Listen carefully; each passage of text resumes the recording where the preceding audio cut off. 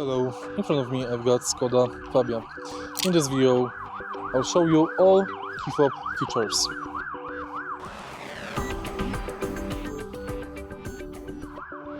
In the beginning, let's close all the doors. Of course, if you press up button you will lock the car and down button you will unlock it. But let's try if this car has Windows Global Opening. In order to check it, press and hold unlock button. As you can see, windows are opening. Press and hold lock button to close them.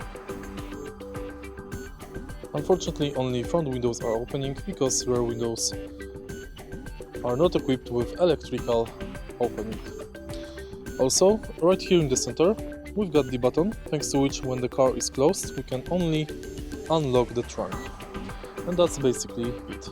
If you find this video helpful, please like, comment and subscribe.